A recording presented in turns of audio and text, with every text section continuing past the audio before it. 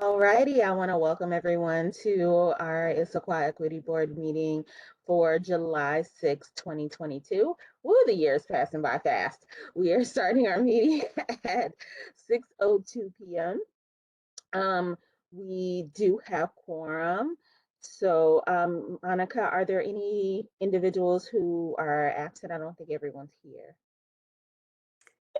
Thank you, Shay. Yes, not quite everyone is here. I do know that there are some board members who are traveling or have other excused absences. So I know Lucrecia Choto, she has an excused absence. I know that Megan Richley, she also has something going on today, so she's not able to join.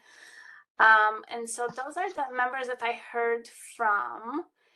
And there might be some others who are running a little bit late, but we do have quorum. We have 6 members in attendance. We have Elisa, Lorna, Kelly, Ray, Pretty, and Yushay. So we are good to go. Alrighty. Let's go ahead and call roll, man. Is that what we're gonna do next? I think you actually called everybody out that was here. So other than that, I think we can move forward with going over the previous week's agenda, just to go ahead and approve the minutes from before. Has everyone had a chance to look at the previous agenda or the former agenda for last week? If yes, then we'd like to go ahead and give everyone a minute to check it out. Are there any amendments for our previous agenda? Alrighty, if there is no amendments or objections to the minutes, I'd like to propose that the minutes be unanimously approved. Alrighty, and it looks like we've been seconding for that. Then we will go ahead and move forward with our next agenda item. But before we start that, I'd like to just make a quick few announcements just to make sure that we are taking into consideration anyone who may be participating as a visitor tonight. You want to make sure that we are concise and we speak clearly for our interpreters. We also want to make sure that our comments and questions are relevant, but we also want to make sure that we type the word comment or question and not the actual comment or question that we have in the chat box when you're ready to speak. We want to make sure that we speak them aloud so that everyone that is on the phone can hear. And of course, we want to give everyone an opportunity to speak if they have something to say. But that's all we have for the housekeeping rules. Monica, did we have anyone who wanted to make a public comment tonight? Thank you, Shay. We do have a couple of community members who expressed interest in making a public comment. So we do have tonight with us Saba Mahanian and Ted Lucas from the Baha'is of Issaquah. And they also were our collaborators in the Juneteenth event, and they expressed an interest in making a public comment. So with that, Saba and Ted, I will make you panelists, and we will love to invite you to make a comment. And typically, we do have 5 minutes time for each person who's interested in making public comment. So approximately, yeah. But yeah, it's also we are pretty casual here. We are not going to start timing, but welcome both Ted and Saba.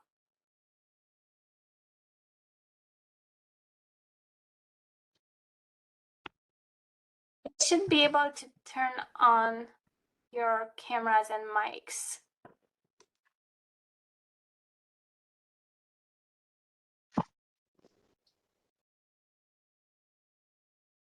Okay. Oh, wonderful. Okay, I can see myself. Yes. Hi. Wonderful. So if you don't mind, I will just read my prepared statement, and please stop me if you need any comments or elucidation or clarification. So at the risk of being formal, to the esteemed members of the Equity Board of the City of Issaquah. It has often been said that regardless of how progressive and well-meaning a community such as ourselves may be, yet the statistics for the discipline and expulsion of minority students of color still reflects the same national average. This sad statistic was brought up by our Equity Board member and also our school district representative, Ms. Lorna Gilmore, if I understand correctly, at our Juneteenth celebration in Issaquah. This topic, characterized as educational equity, is no doubt of utmost importance to not just our institutions tasked with educating our children and youth, but to all of us as citizens of Issaquah community, and undoubtedly to this Equity Board. While we have every trust and confidence in our teachers and their dedication to the education of our young, it is perhaps a wonderful opportunity to engage in a community-wide learning and dialogue regarding this topic. It is hoped that our teachers and school administrators would also appreciate that they are not alone in carrying this burden of improving the state of equity and fairness in our community, as well as our educational system. This topic is undoubtedly quite complex and can benefit from much consultation and dialogue. How to start this dialogue and what venues or fora would lend themselves to properly address this topic would need much discussion and consultation. Perhaps Ms. Gilmore or others who have studied or addressed this topic in the past can let us know what has been tried in the past, what type of conversations have taken place, and what they see as areas of great need or challenge for dialogue and or learning that this Equity Board and our community volunteers can pursue. Respectfully submitted, Saba Mahani. Thank you very much, Saba, so much for your comments and for your suggestions, and of course for being such good faithful partners with us over the last few years as we embarked on this journey. So thank you. So appreciate you. My pleasure. Ted, welcome. Do you have also a separate comment or together with Saba or? Not a formal presentation, but to celebrate and really salute and in our presence here support the Equity Board, particularly salute the wonderful Juneteenth event that took place 2 or 3 weeks ago. So many of you were present. We were there, had the good fortune of being there, and it was a great, great community building experience. And it generated such good conversation and dialogue and real soul searching, I think, that we began to share. And that's a real expression of community building and growth, kind of. And one of them was what as Saba has said, that Lorna brought up. And we just are putting it out there as perhaps a topic of interest. And the Baha'i community ourselves and many others would love to contribute to support, offer resources for, together with you, brainstorming, Equity Board, town, school district, here in the area of educational equity. Could be lots of ways to go with that. So just here to kind of support Saba and express our great gratitude to the Equity Board and support going forward. Thank you. Thank you very much. We so appreciate you. Shay and Equity Board members, we don't have other community members signed up to speak. I just wanted to mention that we do have Paul Wally from Right to Breathe is in attendance. At this point, Paul did not express interest in making a public comment, but he's here to observe and to support. with that, I think that concludes the public comment section for tonight. Thank you. All right, and thank you both, Ted and Saba. We also want to thank you, Paul, for joining us tonight. Before we jump into our agenda items, I'd like to just remind everyone that the state of Washington and the city of Issaquah continue to have declared emergency due to the COVID-19 pandemic. And under Chapter 115, under the Chapter 115 laws of 2022, the city of Issaquah has determined that an in-person meeting cannot be held without reasonable safety. And due to these factors, this meeting is being held remotely.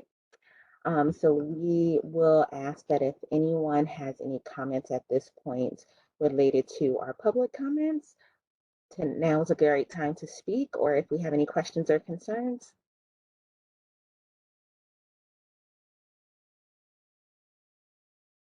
Alrighty, then we will jump right into our first agenda item, and that is on our equity assessment and work plan development update. Monica, it looks like you'll be presenting for that one. Shay, apologies. I think we have one agenda item before that. Oh, I'm sorry. Yes. So we have our guests from our finance department tonight, our chief financial officer. Do you see that on your agenda? I think my agenda may be out of order then, because it looks like I'm pulling the one from the website, and it has the first, the PDF agenda has the equity assessment first, and then the Office of Sustainability. And and I think then that might be from last month. I'm so sorry. Let me. Oh, okay. I'm sorry. I thought it was the July one. Yes, you are correct. That is the June. I'm sorry. I pulled up the wrong one. No worries at all. Let's try this again, this time with the right one. Alrighty. So correction, I apologize for that, you all. Our first presentation is coming from the finance department, and it looks like Robert Hammond and our chief financial officer will be going over that presentation. Robert, are you ready? Yes, I am. Thank you. Monica, did you want me to share on my end the slide decks? That was my question to you, Robert. Whichever you prefer.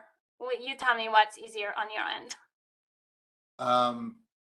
I normally use Teams and not WebEx, so it might take me just a second to. I would be more than happy to share my screen for sure. No problem at all.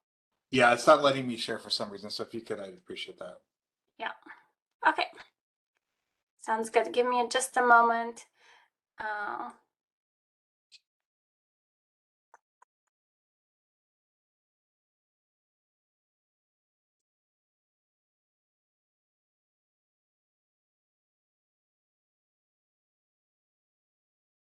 And I believe that you should be able to see. Do you see? Can you confirm that you can see the finance? Yes, thank you. And actually, I apologize. Let me try again.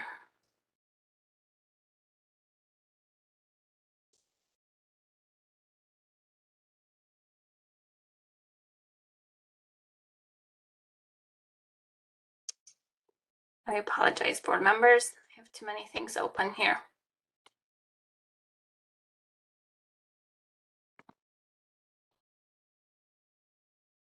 While I struggle with my sharing of the screen. I could try from my end if you'd like me to. Oh, wait, it's still not letting me. I'm sorry. Yeah, no, I can also allow you. If not, there you go. Now it should be. I think it should work now. Okay, great. Yes. Thank you. Well, thank you, everybody. I appreciate this opportunity. I'm just going to introduce myself a little bit here. Again, my name is Robert Hemmood. I'm the Chief Financial Officer for the City of Issaquah. Started here about 9 months ago. Most recently came from the city of Snoqualmie, so a little next door Very familiar with Issaquah since I lived next door for 5 years, and obviously frequented the community a lot for the businesses and everything else in town. I've been in public sector about 17 years right now. A little bit more than that, actually, if you count internships. So my whole career has pretty much been public service. I have a bachelor's degree in government and a master's degree in public administration. I'm originally from California, born and raised in the San Diego area, so pretty close to the border. I'm the grandson of immigrants from the Middle East, and my wife's an immigrant from South America, actually, Brazil specifically. And she's a small business owner. She has a cookie business that she's established, has 4 employees, and has done it over the past year and a half during a tough economic time. And I've served on internal equity committees for multiple governments, so it's something I've done before. And we'll also have a brief introduction, Monica, in Spanish as well. Señoras y señores, buenas tardes. Mi nombre es Robert Hamud. Soy del director de finanzas de la ciudad de Issaquah. Crecí en San Diego, en el estado de California. Mis abuelos eran inmigrantes del Medio Oriente y trabajé para las ciudades de Santa Rosa y Oxnard en el estado de California antes de aquí en Washington. Yo creo que equidad por todos en la ciudad es mucho importante por la salud y vitalidad de la comunidad. Por ejemplo, en Issaquah, todos los habitantes, dueños de negocios, trabajadores y visitantes de Issaquah pagan impuestos y tarifas a la ciudad. Los impuestos y tarifas recaudados de la ciudad van directamente a los servicios de emergencia, infraestructura, servicios comunitarios y mucho más. Yo creo que en transparencia por todos los servicios de la ciudad. Si ustedes tienen preguntas, por favor, acceso a nuestro website, sitio descrito en paquete de diapositivas. Gracias. And next screen. Thank you so much, Robert, for that. That was great. You're welcome. So my staff, and just a side note on that, we really strive to, service. I'm going to talk a little bit about utility billing and our services, and we certainly try to provide translation services where available even for the finance department as well. My finance department, this is my team. I really apologize because we did have a typo. I don't have 2 Jennifers. Actually, I have 2 Jennifers now, but I don't have 3. Yes, I thought I did. I apologize. It's actually Amanda Gutierrez, our senior payroll analyst there on the right. So I apologize about that. You can see my team here. We have a great group, very educated group, very diverse group as far as their backgrounds, and really all committed to public service. And we try to put a smile at the front counter. We deal with internal and external customers quite a bit. So I'm going to talk about that a little bit more. Next slide, please. So again, what does finance do? A lot of people just think we do the bean counting. We just, playing calculators all day, but we actually do quite a bit for the city. We manage all the revenues and expenditures, and we try to do it again in a transparent and equitable manner. We respond to both internal and external customers for services such as utility billing. So again, you pay your water bill, you pay your sewer bill with us. Tax reporting, again, if you have a business license and you pay on your business each quarter, that's through my staff. Budgeting. So again, the annual and biannual budgets of the city and all of our related agencies as well, including the public utility. Accounts payable, so anything the city pays for, any vendors, we do all the payments, we do all the receivables. Obviously, processing payroll is probably one of our more critical roles. Everybody has to get paid in the city. And we also manage all the contracts for the city. So anything that goes to the city for ratification, any agreements, even agreements with other agencies and other cities that we have, like for our port, we have agreements with several other cities nearby, like North Bend and Snoqualmie. We manage those contracts. And so we ensure compliance with all state and federal local reporting statutes, annual reporting, and grants compliance. and your investment in the city. So all residents, and this is something that I think gets lost sometimes, all residents, business owners, workers, and visitors to Issaquah pay taxes and fees to the city. And again, that's regardless of your status in the city. It's regardless of just passing through an I-90 for a trip, gassing up at Costco. Everybody pays something when they come here and step foot in the city. Property taxes, either directly through your house or they're paid for as part of your rent. A lot of people don't realize that even if you don't own a home, obviously that tax gets passed to you if you're renting an apartment, for example. Business taxes. So again, business taxes here, we have an ordinance that they're paid quarterly to the city based on kind of your total revenue and total taxes of your business.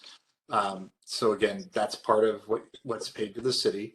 Utility taxes. So anytime you look at your water bill, your sewer bill, cable bill, cell phone, even your garbage bill, you look at the bottom and you see local taxes. Yes, that's us. And so a small portion of those bills go directly to the city. So again, like I said, everybody that lives in the city of Issaquah, does business in the city of Issaquah, pays something. So again, sales tax, same thing. Sales tax is a little different. Less than 10% of the sales taxes you pay. So the rate that you pay in Issaquah is 10.1%, a little less than 1 cent on that dollar goes to Snoqualmie, excuse me, so Issaquah. So the problem is we get less than 10% of that. Most of that does go to the state. Some of that goes to Sound Transit. So a very small portion, less than 1 cent, actually goes directly back to the city. And then fines and fees. I know everybody hates the traffic fines, but they stay local. They do go to supporting our court and supporting our overhead and our services. Parks fees. So anytime you rent a picnic area, anytime you sign up for one of our programs at the city for recreation, for sports camps for your kids, that obviously is an investment to the city. And again, water and sewer also go to the city. And next slide, please. This is the next one. Oh, I'm sorry. So the investment to the community, the taxes and fees collected from the city goes directly to services, again, to all residents, workers, business owners, and visitors. So we do put it all back. The city does not tend to sit on money. All of that goes, everything you pay gets reinvested back into the community. And there's funding for essential services such as police, fire, municipal court, and emergency services. City infrastructure funding for water, sewer, roads, parks, trails, and open space management. Funding for community services such as park and recreation programs, human services, economic development, and environmental sustainability. And just a side note on the front, when you pay taxes to the county, you pay taxes to the state, a portion of all the taxes go there. Some of that, it doesn't necessarily mean it goes back directly to the city of Issaquah. In our case, everything the city collects, which again is a small piece of everything you pay on your tax bills, stays here. So I think it's very important that everything we collect, again, stays here, it's reinvested. Next slide, please. So how does finance ensure equity for city programs and services? Ensure responsible spending of money tied to the biennial budget ordinance. So again, we're monitoring every cent that comes out of the city, every cent that's paid, every cent that's received, that's being monitored by finance on a regular basis. We ensure proper contracting for city services and programs such as construction projects and other vendors for services. We present weekly reports of all city expenditures and payments to the city council for approval. And most importantly, if we see something, we're the ones that say something. I think finance, unlike other departments, because we service every department in the city, we service external customers, we service contracts with other communities, other vendors. We're kind of at the front. We are literally the front counter for the city when it comes to identifying things that might be wrong, might be off, might be. So if there's a questionable expense or a finance item of concern, we call it out to the mayor and the council. If we believe that there's a contract that's not equitable, or contract, maybe the contractor has a bad history of not being equitable, not being fair, it's up to us to do our due diligence and bring that up to the appropriate parties within the city. So again, we really try to monitor, and we do. We serve a critical piece of this equity. Tony has a question. I'll go ahead. Hold on a second. Let me pull that up. How an equity lens employed when establishing contracts with vendors or solicitations or RFPs? We actually, Tony, we actually do have provisions for equity and diversity. We have statements that we ask for in our RFP process. Monica, I think that's fairly, but we have been doing it at least since I have been here. Yes, and I'm happy to actually, I've been working with Natalie with. Sorry? No, yeah, I was gonna add a little bit of information because I know that I personally started working with your team, Robert, with Natalie, and with Jenny in economic development in trying to look at ways in which the city can have more equitable procurement practices. So, for example, in contracting practices. So, for example, for our human services contracts, we are working with staff in the finance department and looking at how and what are some of the things that the city can do to support small nonprofit organizations or businesses on the business side who are minority owned or owned by Black, African American, people of color. So definitely we are looking into that. The finance team is looking at what we must do in terms of state and federal requirements, and then we are coming from the business or nonprofit side and looking on how can we advocate for those small business owners or nonprofit leaders who may not afford doing business in the city. So definitely those are aspects that we are looking for.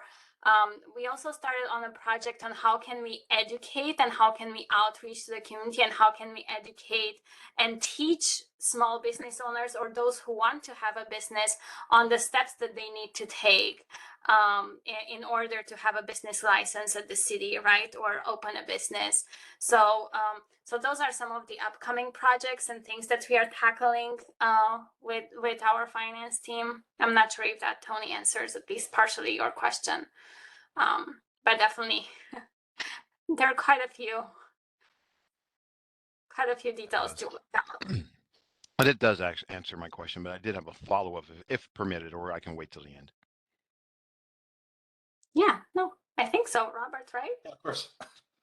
Okay, so I want to follow up that. So when an RFP is communicated, when the city puts that out, that's basically from what you're saying, Monica and Robert, you're saying that RFP is put out and it's maybe language in an RFP that says like business owners, people of color, highly encouraged to apply.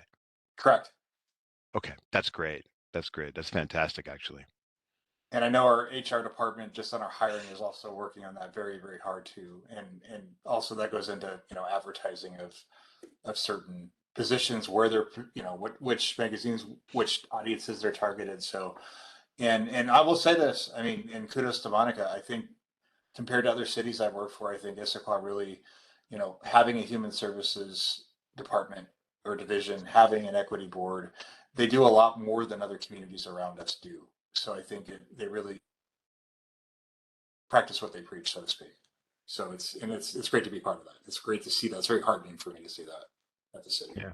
And I think it's fantastic from an RFP process. That's like almost unheard of. So that's fantastic. Tony, also, you're gonna hear on equity board members. Today we have Robert with us from the finance department. Next month we will have our city administrator Wally Bobkowitz from the executive department.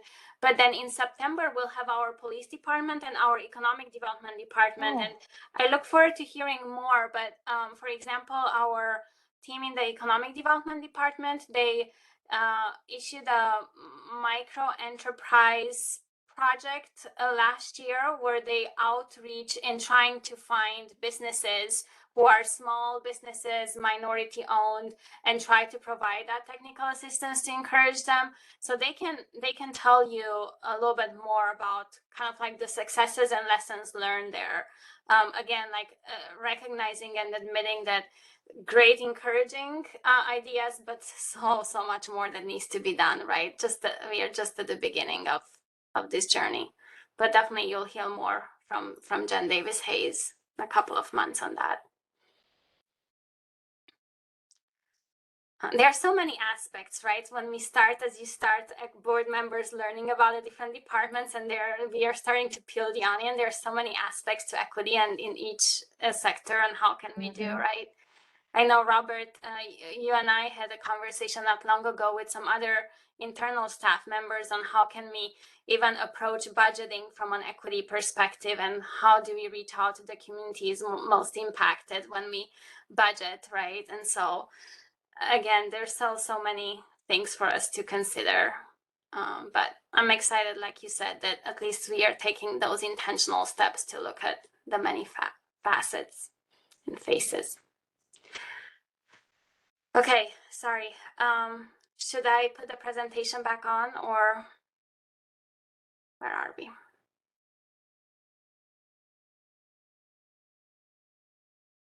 Did I? Thank you for that clarification, Monica, and thank you for your question, Tony. I think we're quite interested in how we can learn more about what the finance department is doing to help minority-owned businesses. Okay. Thank you so much. So, Robert, should I continue with the presentation here? Yes, please. Get back to sharing. Okay.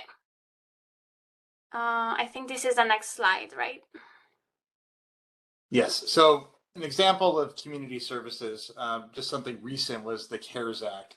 So again, everybody knows the ARPA, the American Rescue Plan Act, that everybody's been talking about since 2021. But before that, in the midst of COVID, Congress passed the CARES Act pretty much right when it started in May of 2020, when all the businesses were closed in the community, to provide coronavirus relief to state and local governments. About $500,000 of the funding was allocated by Council for Small Business Response Grants and dispersed to businesses in need beginning in August of 2020. About $250,000 of additional funding was dispersed in following months to additional businesses that were in need. $20,000 was allocated to extend outdoor seating opportunities for restaurants, and $30,000 were for restaurant winterization grants. These assistance programs are open to any and all businesses in Issaquah that met a minimum standard of requirements. So, and I'm just going to, just personally, I was still with the city of Snoqualmie up the hill in 2020 with our CARES Act program. And just a really interesting anecdote about that fits into equity. We had a call out. We had a lot of businesses that we heard that were not doing well. We used about $500,000 for grants, and we tried to reach out to local businesses, and we didn't get the take up we thought we would. And somebody came to us and said that a lot of our local businesses were actually, owned by especially people from Korea, people from China, East Indians, and some of them there was a language barrier. So what we did was we actually worked with an interpreter, translated all of our CARES Act materials, how we were going to help the businesses, what types of grants were available, translated those languages, hired an interpreter to go on site to some of those businesses and talk to them. And we ended up having a huge take-up rate of those businesses, and they were very grateful for the help. And it was just one of those things where, we weren't thinking about the language, but then after that, and everything we did after that point, we made sure that we did translate those documents. We did translate anything coming out of the city to business owners in languages that we identified that a lot of the business owners spoke. And it was really helpful. I think they were grateful. The city was appreciative, and so were the business owners. I think it made them feel part of the community, that we were able to help them, serve them, and work with them like that. And that's all I have. For further resources, again, these are just the links on our website to our utility billing website, tax information, our budget document, and our annual financial reports. And if anybody has more questions, feel free. Otherwise, thank you so much.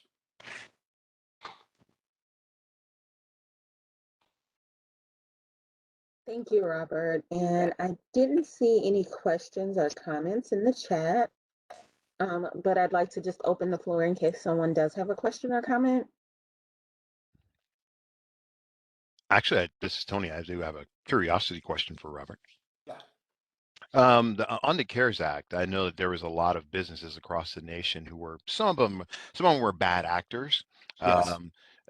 were there any, and it's really just curiosity, if you can't tell us, that's fine, but were there any bad actors in terms of in the city of Issaquah? In the city of Issaquah, as far as I know, Jen Davis Hayes, our economic development coordinator, would probably know more than I, but as far as I know, I'm not aware of bad actors. And so part of it was the businesses had to sign a contract. They had to go through steps. They did go through steps. They'd have to repay the money.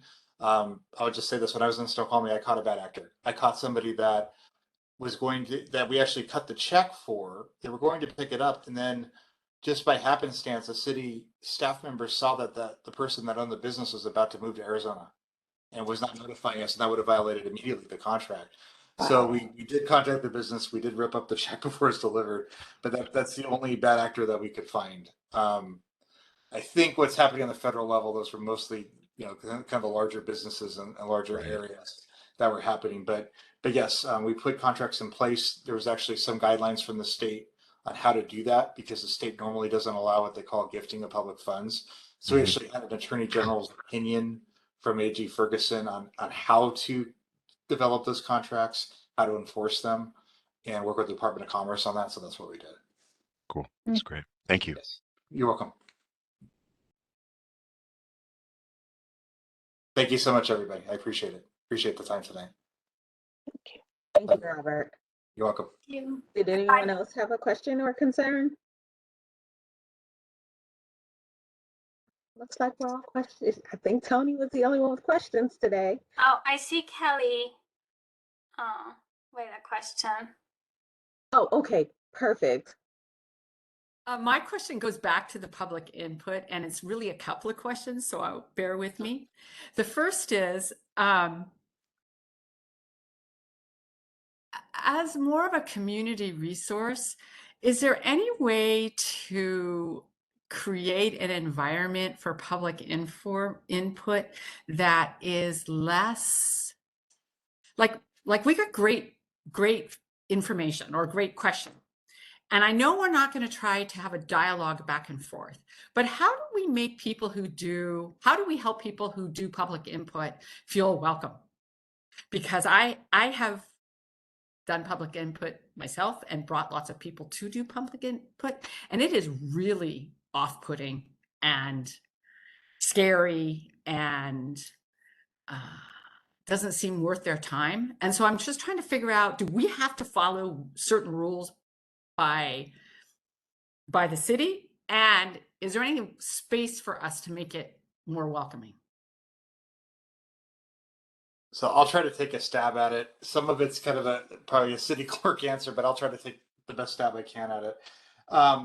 So if you don't have a quorum of city council members, if you have a quorum, then you have to notice it. You have to record it. There's different public acknowledgements you have to do. But if it's just a community meeting, say even with 3 council members, not 4 would be the quorum, then it is pretty open. Now other cities I've worked for, we've tried different ways to do public input. I keep going, and sometimes, like you say, it can be daunting if you go into a council meeting at night and you're standing in front of the big dais and you're just not comfortable with it. But I know the mayor has done community listening sessions up in the different neighborhoods here in Issaquah, and I think that's helpful. Getting to the people seems to be, at least the cities I work for, the best way. Going to them rather than coming to you, it seems to be the best way to work. And especially if you had, an area that had an immigrant community in your city. We had one where I worked for a city that had a predominantly Latino community. We went to the community who actually had a potluck in Spanish, asking them what their needs were, asking them how to do that. So in Issaquah, it'd be the same thing, trying to identify. And that's something that we talked about a lot, especially with budget, because again, taxes impact everybody. How do we create more forums that we get more interest? And that's the difficult one. I've been actually struggling with that my entire career in government, because I really do. I want to see more public input. I'd love to have more public input. Yeah. I know last night the city council made a motion to set aside about $2 million as far as the new capital investment strategy of the city, just for public input, going to the public to say, how do you want to spend that $2 million? We have a community survey forthcoming. So maybe coming out of the community survey, having more public events. I know that's something, again, our communications department is working on. The mayor's, everybody in the organization is interested in better outreach. I think that's really one of our goals. And Monica, you want to elaborate a little bit, but I know you share my concerns, I'm sure. Yeah, no, thank you. I think definitely the city has been so much more intentional about how to engage and how to make it more inviting to the community. And I think there are multiple ways. And at the same time, I think it's, I don't know that we are anywhere close to engaging with everyone, but I think just asking the questions that you're asking, Kelly, and by being more intentional, right? It's like we talked so many times, it's like instead of inviting people to do and follow our rhythm, how about we go to the public? And you brought up great questions, like if there's a community group that meets on a Sunday afternoon, can we go to them instead of inviting them to be here with us on a Wednesday evening, right? So then those types of things, I'm kind of like, how can we go and meet people where they're at? And also just making ourselves though available and making it easier for everyone. I think in the past, for example, people had to attend in-person meetings to make comments. Right now, I think people can email at any time. They can show up in person, or they can just call in or show up online, which I think it's still better than it used to be. But I think really the key is to really go out to those community members that we want to engage with, build those relationships, right? Once we build a trust with the different groups and community members, then it's easier to even just like have the communication or a phone call to say, hey, the city's discussing this, what's your input? Because automatically the input then will come because there's that trust built. But we need to go back to the basic of really building those effective and trusting relationships with our community, right? And that takes time and effort, and there's going to be more than one way, right? So those are my 2 cents that I would like to add to that. So just, I didn't ask the question, right? Because really, I'm talking about our meeting. I'm literally talking about our public input that we control right here.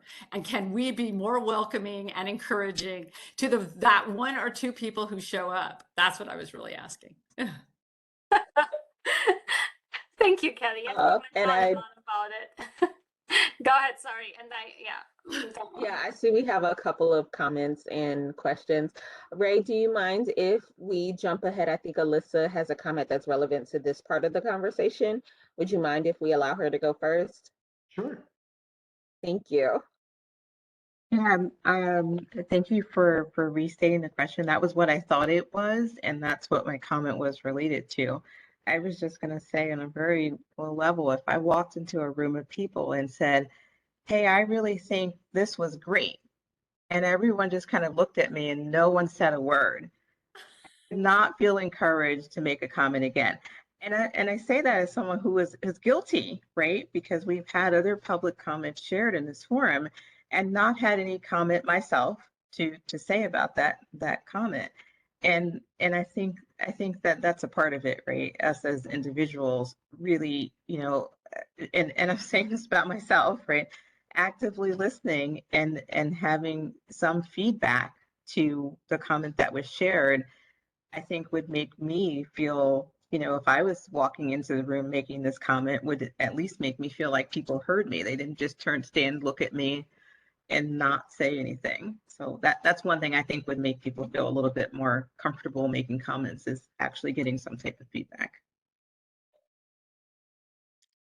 Alyssa, thank you so much for that comment. And Kelly, thank you so much for clarifying what your question was.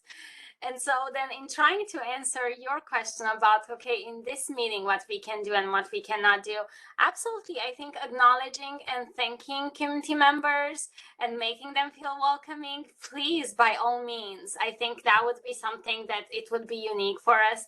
You're absolutely right, Alyssa. I think it just makes it so uncomfortable, or like you make a comment and then awkward silence. I think it's you're right. Like I would think twice too about coming back and right. But yeah, feel free to. I know it's weird. Some we've been meeting now for a half a year. We really many of us did not have a chance to meet in person yet. So hopefully we'll go back to meeting in person, having a chance to have that in-person interaction. But yes, feel free, board members, to acknowledge and thank those community members who are making comments. I think as a norm for public comment sections, and you're going to see at city council meetings, sometimes this is even repeated, that the board or the commission does not have necessarily an answer. If somebody, let's say they ask a question or they are asking you to take a decision or not to take a decision, you as a board may not have an answer for them, but we can commit to following up after we do our research or after you make your recommendations or a later time. But I think making people feel welcoming and just trying to build that relationship with our community, I think I would just say, go for it, board members. Does that help a little bit, Kelly, with your initial question? Yeah. Yes. And so, yeah, including timing. I know as a rule, it's like there's set up a 5-minute rule, but sometimes then let's say if you have 30 people signed up for public comments, you as a board can decide, we only have like 1 minute, or like timing is also an issue. You can be flexible with that. So feel free, board members, to just invite the community and build that relationship with them. So thank you for those excellent questions. Shay, back to you. Thank you. And Ray, if you're ready, we would love to get your question as well. Yeah. Robert, thank you for being here. I have a question, and based on your answer, it'll lead to another question, but and I have an ulterior motive for this question, although it might sound personal. You mentioned your wife has a business. Is that business located in Issaquah? It is not. Okay. All right. What we're trying to do, we have a committee that reports to the equity board that involves community engagement, and a lot of that is building relationships with existing businesses. But that's why I was asking that question. But regardless of that, what is the name of your wife's business, just for our reference? It's called Cookie a Lot. It's a cookie company. And where exactly is it located?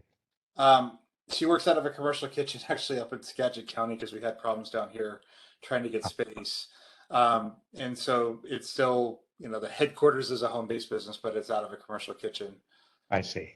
Okay. And she sells wholesale. So she sells to Metro Market, for example. Ah, okay. Thank you. You're welcome. Thank you. All righty, and thank you for that question, Ray. And next, I think I saw we had Lorna. And Lorna, are you ready? And then Kelly. Sure. Thank you all. Kelly, thank you so much for asking that question. I definitely wanted to comment on Saba's public comment, but I will definitely say that there was a lot in there. And I also felt part of the comment was really towards the school district. And I really want to make sure that I am separating my role in this board as not school member or staff based. And so I definitely wanted to have a conversation with Monica and then also separately with Saba about the comment, because I want to make very sure that I'm separating who I am in this work as an equity board versus what I do as a school district staff. So there was a lot of information that Saba had said and asked about, and I was just wondering about that myself. So thank you very much, Kelly, because I briefly thought about texting Monica or asking Monica on the chat section. I said, nope, this is a bigger conversation. And so I think that's what my question for Monica is. Is that something that we should just acknowledge when a public comment comes and then say we will follow up with you at a later time? Would that have been an appropriate way to go? I think I'm Yes. just trying to learn how I respond, especially if it's something that speaks to me or directed towards something that I've done, said, or worked on as an equity board member. Yes, absolutely. A great answer is to acknowledge, thank, and then following up later. Especially since you don't know, and it might lead to a longer conversation and outside different rights. So I think it's always good to acknowledge, and then we say if needed, definitely we follow up afterwards. And we can, if needed, sometimes we can even set up a separate meeting with someone just to go over and explain, or further if we need to do research or find out more information or anything like that, or just share, like you said. So yeah, that's an excellent response. Thank you. Yeah, thank you. And Kelly, were you ready to ask your next question? Yeah. I'm trying to think of how to say it best, but disproportionality and discipline in schools is incredibly important. However, I was wondering what the disproportionality is in the way we treat youth of color in Issaquah and whether we track it. And I thought we should probably know that before we start talking about the school system.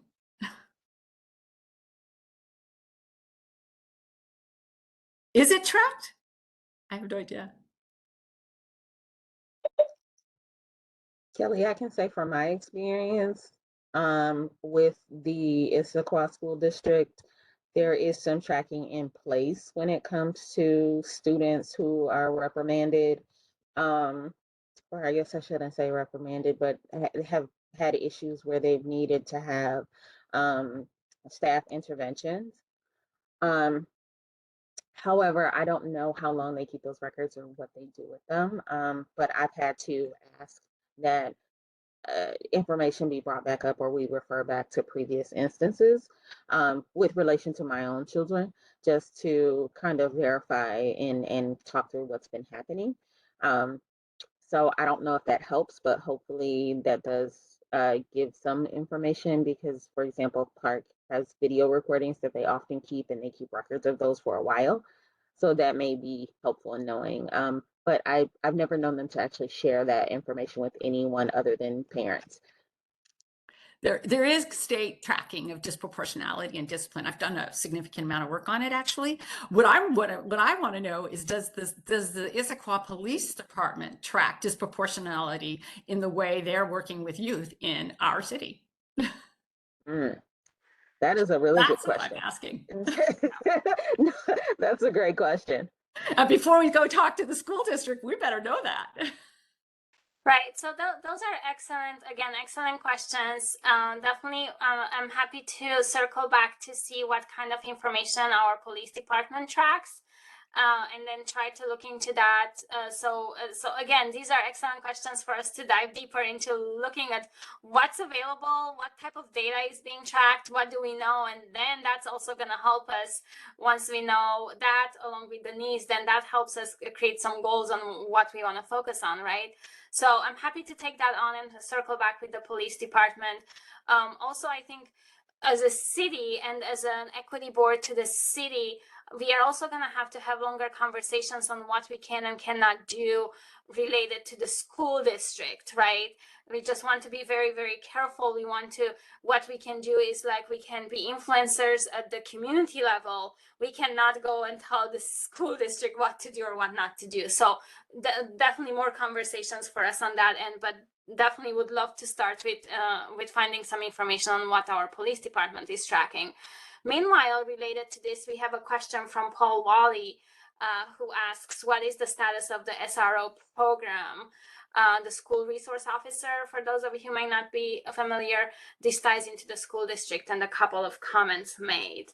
I'm not sure if you equity board members, I think this was last summer, the discussion around the city on the school resource officer program. We had some community conversations. The city had put on hold that program. Since then, my understanding is that the program had stopped. There was a lot of feedback received that the SRO program was hurting youth of color and not being helpful. So at least in the relationship with the police department, my understanding is that the school resource officer program was stopped. But that's also another aspect where I would be happy to circle back with the police department to look and find out and come back and report next month if that works for all of you. Is that good? Okay. So I think And that's it. Monica, Back I to also you, wonder Shay. if we may be able to invite both the police department and SAPA back, and maybe we can coordinate some conversations that might be helpful for all of us. And actually, I'm so glad that you mentioned this, Shay, because I think this ties, we have the police department scheduled for September. They're going to be here for presentation. So that might be actually a great time to have a lengthier conversation with them at that time. What do you say? Yes, I think that's great. Also, I see Lorna had another comment, and Tony, if you don't mind, I'd love to highlight your comment as well, if that's okay with you.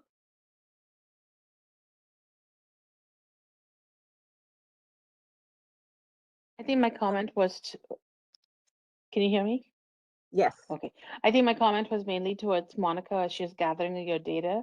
I was very curious about reports from businesses and from neighborhoods about people on the street or um, customers and what kind of customers they're calling in more frequently to like really look at bias and the welcoming feeling towards people of different heritage, ethnicities, and how they are being perceived by business owners. So one of the things that I would love to see is the ethnicity or just keeping track, is it a white business owner, Asian business owner, Hispanic business owner calling in and reporting a suspicious person or activity towards a white person, an Asian person, a black person, Hispanic person, like what is the ethnicity of the two groups? And even if there was no criminal charges filed, just what that interaction was, because sometimes just that interaction, negative interaction, even though it didn't lead to something, can leave a perception towards a community member if they felt that they had untoward action committed towards them by this business owner or in this neighborhood. Thank you, Lorna. Definitely we'll add that to the list of questions. So appreciating you. With that, before we move to next, I know there are a few other questions perhaps. Just wanted to clarify, are we good with saying goodbye to Robert? And I think his presentation started a great list of other questions. Just wanted to. I wanted to ask Robert one more question, if he has the time. Robert, when we look at the reports that you all have available, do they actually extrapolate the data that's related to the type of business owners we have and where they can be found? Because I think for me as a transplant, it's a little harder for me to find where our minority-owned businesses even are. Don't, and Washington State has very hard restrictions on it. So I think the best resource would probably be Jen Davis Hayes, our economic development coordinator. She has her pulse on the business community, so she could probably help you out. We can't use our tax data is confidential, so we can't release it. That's the problem. Awesome. Thank you for answering that question for me. Thank you. So with that, Robert, thank you so much for your presence here tonight. I so appreciate you. Yeah, thanks everybody. Thank you. Have a good night. Thank you. Thank you. Great questions, board members. It sounds like definitely September is the month. It's going to be a very rich conversation with both economic development and police department. Now I wonder, perhaps we should not even have anything else on the agenda for that night. Note to self, right? Absolutely. I think that's going to be a very action-packed evening. Great. All righty. And before we move forward, did we have any other questions with relation to our response to public comments? Because yes, I think, and thank you so much, all board members for helping with those questions, because I think we all kind of had a few questions on how we should be responding or what we should be saying following Saba's great statement.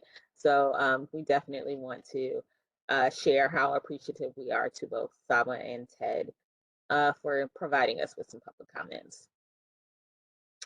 if there's nothing else on this topic, then we can go ahead and jump ahead to, oh, I'm sorry, go ahead, Monica. There are a couple of comments. I think Pretty has a comment and Elisa. It's so Sorry, hard oh, to. sorry, you all, I missed it. My apologies. My computer is being weird and not like auto scrolling down. So please grab my attention if I'm missing you. Preeti, are you ready? Yes, so it's related to public comment, but I think slightly broader. And I think this topic has come up before around whether we have to structure our meetings in a certain format or whether we can approve a different format, because I do think that dialogue and discussion is stifled with the current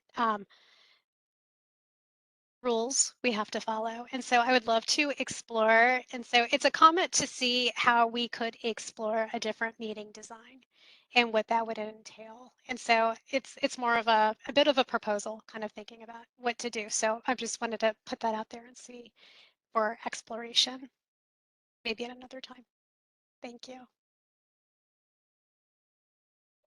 I think we can Thank you, add it to, as an agenda item, perhaps even as early as next month if you feel ready, board members, or if not, in a few months.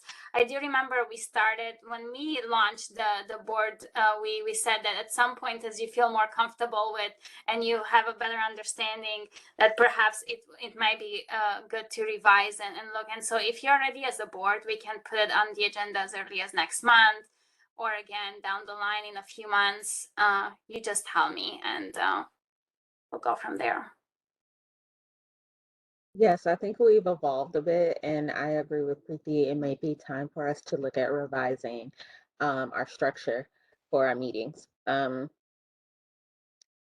think sometimes I get stuck in following the script, and when things like public comments come up that we often don't see, sometimes it's hard to figure out if it's the appropriate time to go into discussion or if we should move forward and go with all our agenda items first. So I can agree with Preeti that we do need to maybe look at revising our structure a bit.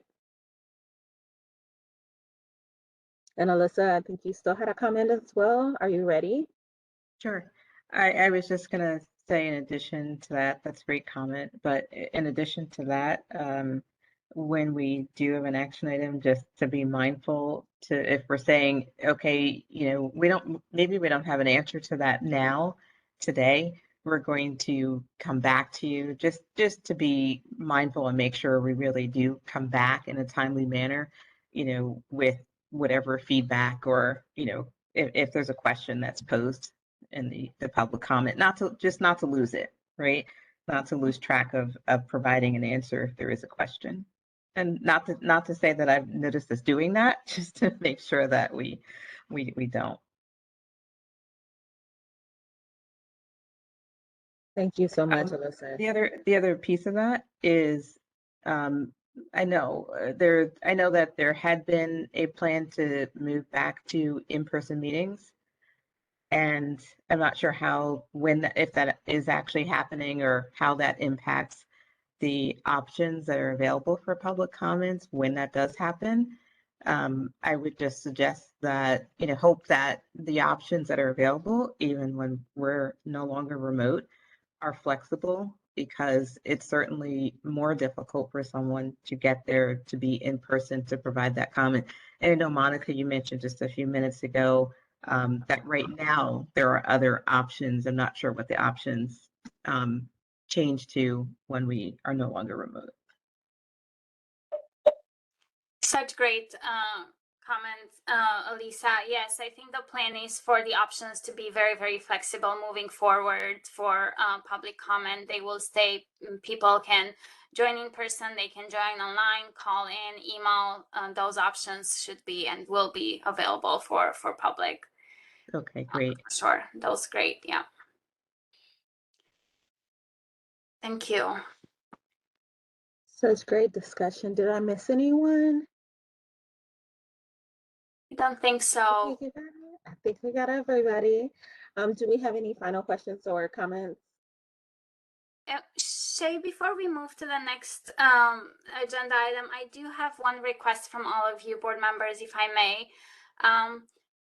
Ray needs to leave early tonight, and we were gonna, because looking at the time, I would like to propose that instead of moving to the next agenda item, we skip my agenda item to provide Ray an opportunity to report out on the work of the Community Engagement Committee, and then we can come back to the other agenda item. So if you don't mind just like switching those two items, I think that would be nice. Would love to give Ray time.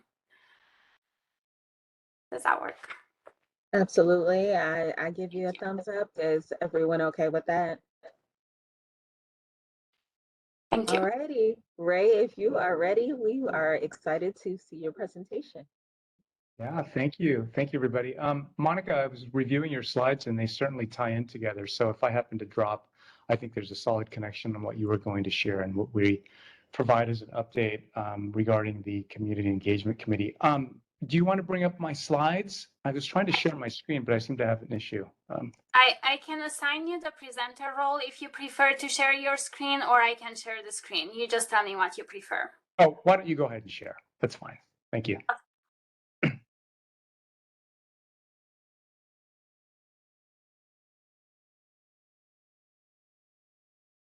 There we go. Wonderful. Thank you. Let's backtrack a little bit. So we created this committee, what is it, 3 months ago? So we're still, one thing to keep in mind as I go through these slides, one, we're still kind of in our foundational stages. I think we've received a lot of great feedback from our committee members who are part of this, or our board members who are part of this committee, and then having done some initial outreach. So the purpose of the committee is to focus on increasing community engagement, specifically around the topic of equity, right? That's, if you think about this and absorb it a little bit, that's a daunting task, is to reach out to the community, help them understand what we're trying to do here as an equity board around community engagement, but they might have existing ones also. So it really requires some thoughtful dialogue with those that we connect with and those that we plan to reach out to. The committee members, and this has changed a couple times, but Christina, myself, Kelly, and Megan, who just joined us this past month, and Monica as our liaison to the work. So there's no committee lead. This is a shared responsibility that we talk through as a committee to kind of drive our discussions, but I think that also is in maturity phase as we figure out how we assign who does what, for example, take minutes and do some follow-up work. So keep that in mind. And if there's anybody that's interested in joining this as we share these slides, I would love to hear from you. So you let me know. Next slide, please. Okay, so when we started talking about community outreach, I think there were some focus points that we shared with the group. And I'm going to pause here as I go through this and would like your feedback. So when we say community outreach, how exactly are we doing that? We thought about focusing on large organizations that exist here in the city of Issaquah. That could be Costco, PCC Markets, Swedish Medical Center. Those were the first three that came into mind. Organizations that might have an existing DEI strategy or a community level strategy that we can get educated on. Because we're not the first to focus on equity. Perhaps we can partner with an organization that's based here in Issaquah and see what they're doing. So again, it's just talking to them and seeing what's going on and seeing where we can make introductions and make a connection. I think number two here is really key. It's not about focusing on large organizations, but small family businesses. They're key to our strategy because they can be owned by families who have an ethnic focus, right? So I think it's hearing from those voices as well. Entities like schools.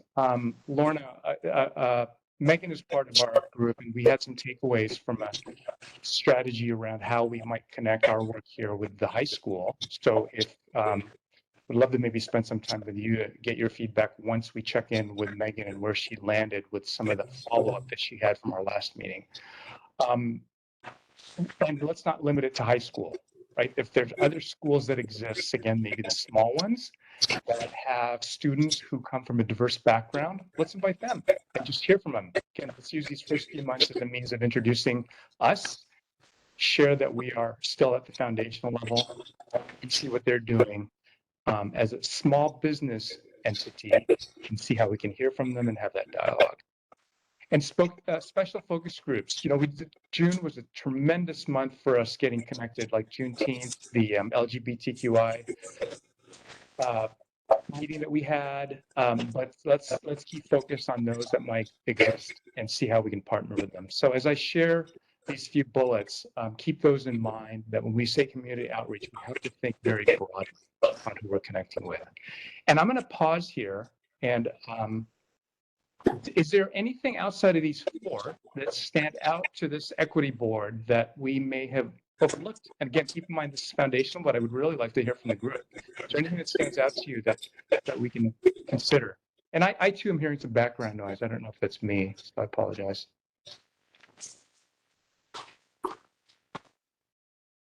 Ray, I'm sorry. Let me turn my video on. One of the things I was wondering, can we include service organizations? Maybe churches, like groups like Kiwanis, Rotary, nonprofits that are out there? Also, the other group I'm wondering, is there any kind of HOA or community group? Like, I know that we've talked about reaching out to HOAs, but is there something the city does with an HOA board or something that we can say, hey, would you be interested in having a conversation about this? Ray, you're muted. I can't hear you.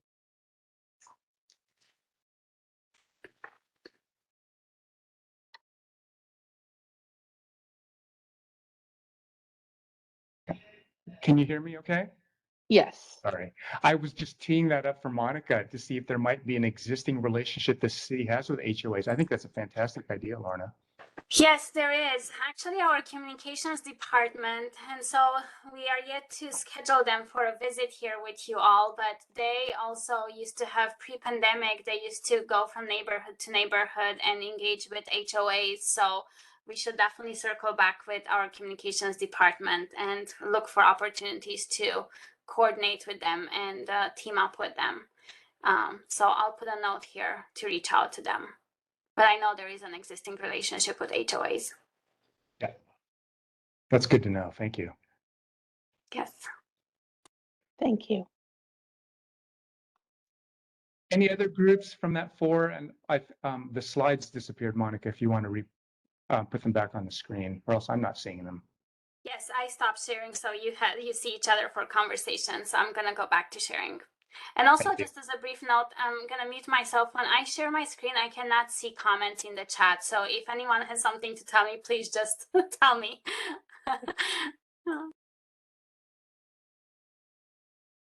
And quick question, Ray, when do you all like schedule meetings with these organizations, or do we just invite them to board meetings? We have scheduled a few. There's one that we've made some good progress on, which is PCC Markets, but we have some follow-up as a committee to see if we can make some connections with just contacts that we have at Costco. I have a contact at Swedish Medical Center that I haven't heard from.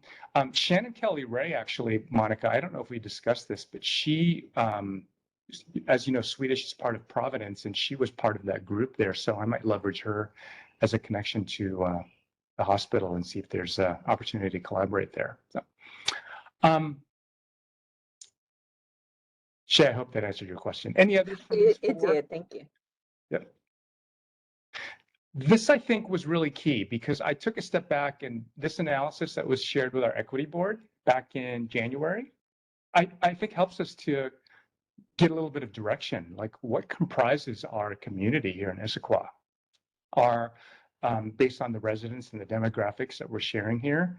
So we should take these in consideration and we do our outreach, maybe perhaps prioritize based on these numbers that we're seeing, but certainly don't want to limit it to them.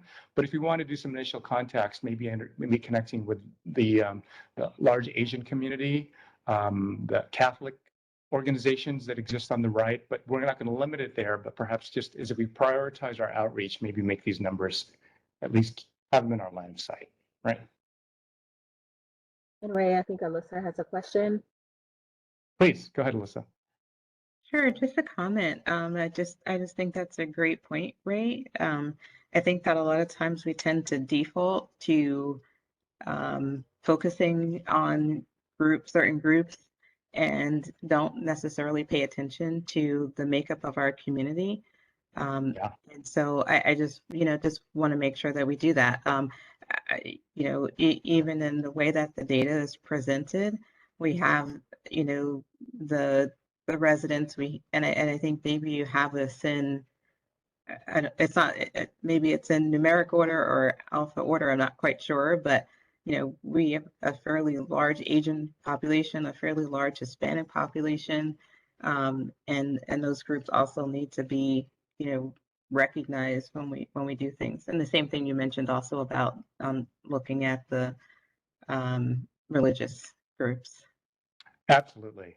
If there's existing groups or organizations that have a focus on those larger numbers here, let's do some outreach to them. So I would love it if you know of any that exist in Asian groups or Hispanic Latino groups that we might reach out to as a community engagement committee. Please let me know. Happy to talk to them. Will do. Shay, I'm question? sorry. Yes, I'm sorry. I had one more question because I know that the Asian population is made up of a vast amount of groups. Have we extrapolated any of that data to determine which groups make up that particular portion of our group? I love that question because as an Asian myself, what exactly does that 23.15% break down to? Is it Japanese American, Chinese American, Filipino American? I think, I don't know, Monica, if that breakdown has happened, but whoever did this, if they have that next level, I'd love to have that information too. That's a great call out. Yes, thank you, board members. I believe that yes, we looked into that and we have that data. We can share it and follow up on that. Great, great. Thank you. And Preeti, I saw you were next, followed by Alyssa.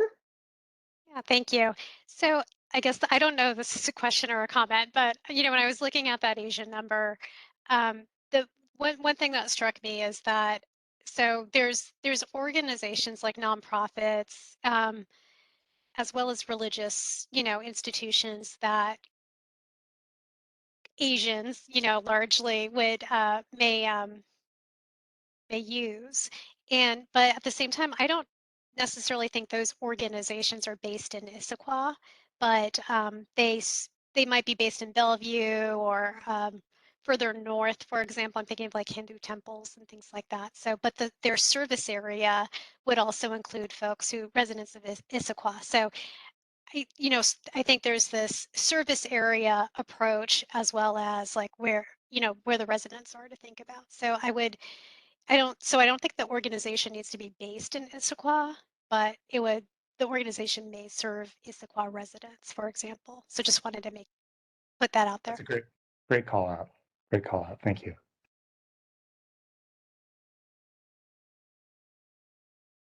Alyssa, if you're ready. Yeah, go ahead. Sure. One other piece of data that might be interesting to add here would be socioeconomic. And the reason I call that out is I think the needs of the community vary greatly based on the socioeconomic position of the groups we're talking about. Also a great call out. Thank you, Alyssa.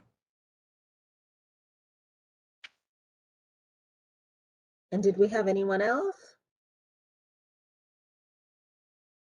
All right, in the interest of time, we want to make sure that you have time to get through the rest of the presentation. I think I just had one more slide after this that I wanted to share. So.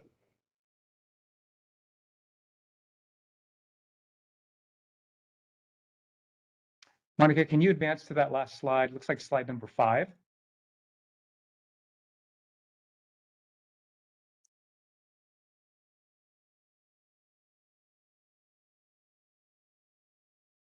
Monica, are you able to click to slide number 5? There's just one more after this one that you're I displaying. apologize, Ray. I did. I'm wondering if I have some technical difficulties. Can you see it on your screen? No. Oh, here we go. Thank you. Perfect. Now we can.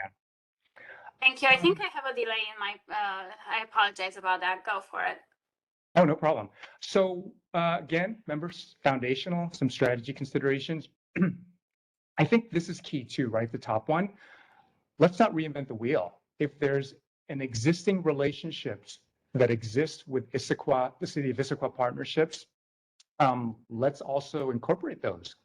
We can leverage that. So Monica, as part of the follow-up from our committee, was to see, excuse me, who those organizations are who might have an established relationship with the city. Let's have a discussion with them. So I think that was really key. And that's one of the takeaways that we have in preparation for our next meeting is who are those businesses that have that partnership.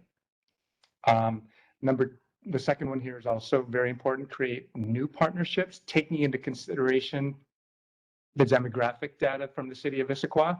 But I think from the previous discussion, breaking those down just another layer and understanding, like Pretty was saying, they might not be established here, they just might have a large population here. So the established, whether it be the administrative group that they are report to or part of, might exist somewhere else. And then I shared, this is a great reference tool. We talked about the opportunity to connect with the community based on what events happen monthly. This is a great calendar that we discussed. For example, stepping back into June, there was a focus on Juneteenth. There was focused on LGBTQI. So that might give us some trajectory on what we're trying to do as a community engagement. It might give us some ways by which we outreach to organizations based on what's happening on that calendar. And a question from Shay? See? Yes. When we are looking at the organizations we partner with, to your point, we want to make sure that we foster those relationships with existing community engaged or engagement that's already happening. However, how are we vetting what organizations we want to engage with? So for example, the first thing I think about is Target. They boast their interest in equity and inclusion. And I guess I'm trying to figure out if there's placement where I can actually assist or help with that. Say, for example, if I do have a contact at Target and I can say, hey, we're wanting to engage with you all a little bit more. What process would I need to take in order to support? If you have a contact, start with that. And I'm sure they'll get you up the chain of command. I have no doubt Target, being one of those large organizations, has an equity strategy of some sort. We'll make the introductions and see what we're trying to do here. If they have specific strategies that exist, we want to be educated on them. I think one of the things that we talked about from our committee was having them as guest speakers and saying, what are you doing as your organization? And can we share some data that's unique to our city on how we might align? So this is not just to you, Shay, but to everybody here. If there's an existing relationship that you have with a business or an organization, large or small, make the introduction, or if you want to, send it to me and we'll take it on as a committee to do the outreach. But I think we're, again, very foundational. So great question. Thank you so much for that, Ray. And Monica, if you're ready, I think you're the next person with a comment. Thank you so much, Equity Board members and Shay. And I so want to commend you, Ray, and the rest of the community engagement committee members. As you mentioned, Ray, this feels daunting, right? Because it's just so much. The more you start looking, that there's just so many different aspects to community engagement. I see this as being in multiple phases, right? I think we are still at the very beginning. We are trying to now really look at what our community looks like, who is out there in the community. We are doing like very meet and greet introductory outreach, right? As we start developing a more long-term plan and as we continue with our assessment and kind of like prioritizing which equity items we are going to tackle first, I see a value in also intentionally outreaching to certain segments of the population. So for example, earlier you were talking about, our city demographics and how, let's say, we have a large representation of the Asian community members, but maybe perhaps we have a very small representation, only 2% of that being African American, Black, right? while I see the value in outreaching to, of course, all of our community members, there's going to be a time when I want us, and it's going to be great for us if we can team up to outreach to some of the community members who are not represented and have those conversations on why and what can we do as a community to increase that population, right? And I think I'm talking because this even came up at the Juneteenth event, right? As a goal, Lorna mentioned it so much. How can we increase our 2.2% population of African Americans? How can we increase that more? So needless to say, without going too much into the rabbit hole here, I think I want to for all of us to acknowledge that this is daunting. It is a lot of community engagement. We have multiple city departments who are engaged. We have an economic development who engages with businesses. We have a community department who's engaging with HOAs, right? And so we as a small equity board, we cannot do it all. So I want us to also partner with those departments at the city, leverage the resources, and also, as definitely continuous, because it's important for us to let the community know that we exist. And also definitely invite everyone, learn as much as we can, but also know that perhaps we are going to focus once we prioritize, let's create our priorities for 2023, then we can have a more focused outreach based on what our priorities are going to be. So I think at least that's how I see it. I would be curious to hear your thoughts and what do you think of that? No, I think prioritization is key. And I think the daunting task, everybody understands here that it's a daunting task. So it's building the relationships that exist already and breaking it down. If we're going to create a strategy around this, Monica, I think we have to, what I have in those slides seems very large. We have to dissect that a little bit, which we started to do here, and leverage the relationships that exist. Otherwise, just going out there without some sort of strategy in mind is not a good idea. I wanted to also, because I'm not the only committee member here. Kelly, Christina, I know you're new to the committee, but since from our last meeting, was there anything that you wanted to share with the group based on where we landed last? And I know we have another meeting to get on the calendar.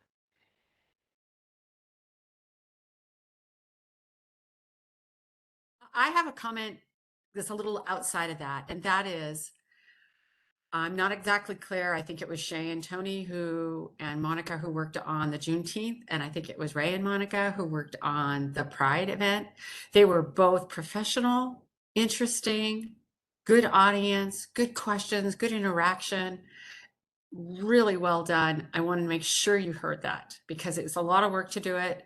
And I brought some conservative friends to some of them, and so it did its job. We had great conversations. Thank you. That's nice to hear. Thank you so much, Kelly.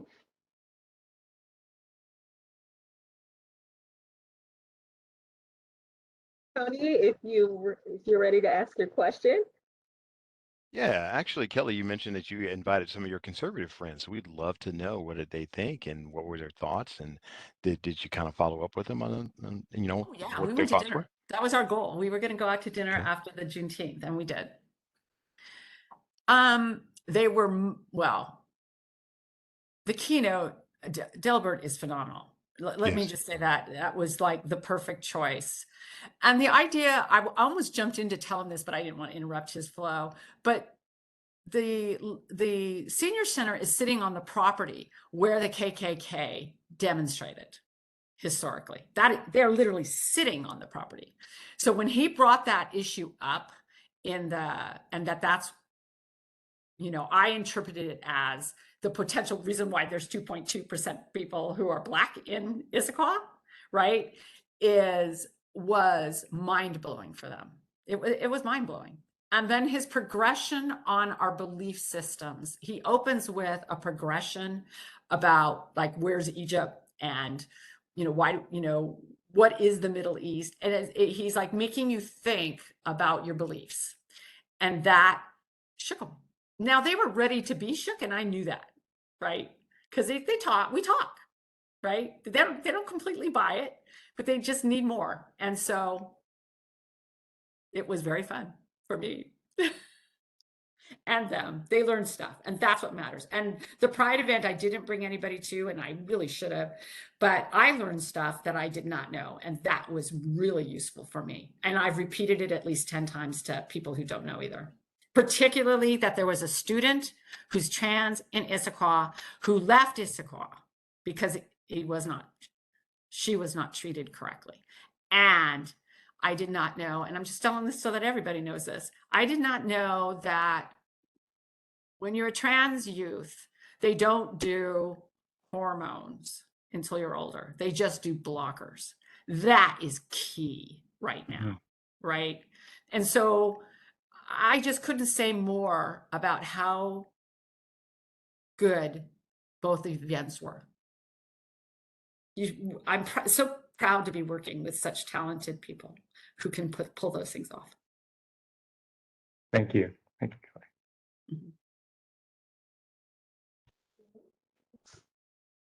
I have to give a lot of credit to Monica. She really pulls things together so Yes. well. It helps us get to where we need to be. Even on the fly, she is able to just get things done. And I appreciate her so much because she really helps keep us grounded and focused and not worried about the small things. So I wholeheartedly appreciate that comment, Kelly. I think that it really just kind of reaffirms the work that we're doing. And again, I just want to recognize Monica for all the hard work she puts in to make these events happen. You're here. Oh, Shay, humble thanks, yet I don't feel I deserve them. You all worked so very hard. We are just here to support and do the work. I know, even for the Pride event, Ray, magnificent job. Shay, Tony, everyone, and our friends at the Baha'i of Issaquah. I think everyone worked equally and really hard. So thank you, humble thanks, but yeah. I can't take credit for all that hard work that everyone. It takes a whole team, and you all know it takes a lot of time and effort and energy to put the events. But definitely, very successful. So very proud of our city for sure, our equity board. So thank you all. All right, and Ray, I'm sorry. Alyssa, I'm sorry. If you're ready, please. And then I see you, It's Lorna. okay. Really quick, I just wanted to say kudos to Kelly for inviting your friends, and also to your friends for not only coming, but having an open mind enough to listen to something that wasn't necessarily their opinion going in. So thank you for doing that. Good point. It's the work, right? That is the work, 1-to-1. Yes, and Lorna, I'm sorry. Are you ready?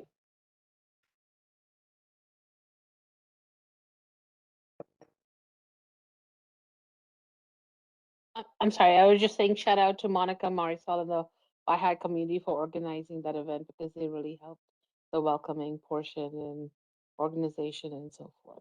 Thank you all. Yes, I was. Sorry, Shay, go ahead. No, I was just gonna say Ted and Sabo were so great to work with. So definitely, I agree with all the sentiments that we've had tonight about some of the events that have occurred in the last month. Yeah. And I think along with that, it's, we definitely need to thank Lorna and Lucrecia, the other equity board members who got on the stage with Tony and Kelly as well at the Juneteenth event to lead that very meaningful community conversation and putting your hearts out there. That is not easy to do.